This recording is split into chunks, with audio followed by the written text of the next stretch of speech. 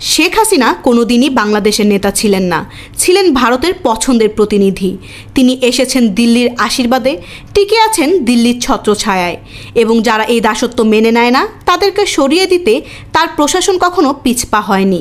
ইলিয়াস আলী ছিলেন প্রতীক, কিন্তু নিখোঁজ হয়েছেন আরও অনেকে, যারা ভারত বিরোধী, যারা ন্যায়ের পক্ষে, যারা বাংলাদেশের ভূ রাজনৈতিক স্বাধীনতা চায়।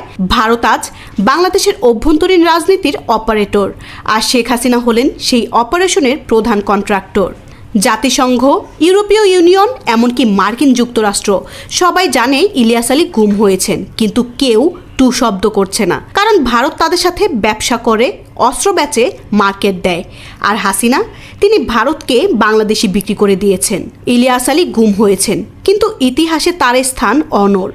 একদিন এই জাতি জাগবে, ভারতীয় আধিপত্যের বিরুদ্ধে মাথা উঁচু করে দাঁড়াবে, এবং সেদিন শেখ হাসিনার নাম লেখা হবে গুমের মাস্টারমাইন্ড, ভারতের পেটুক প্রতিনিধি, দেশদ্রোহিতার প্রতীক হিসেবে। আমরা জানি না ইলিয়াস আলী আজ কোথায়।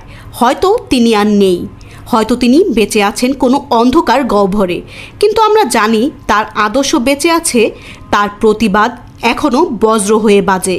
আর শেখ হাসিনার রাজনীতি তা চিহ্নিত হয়ে গেছে গুম আর গোলামির চুক্তিপত্র হিসেবে।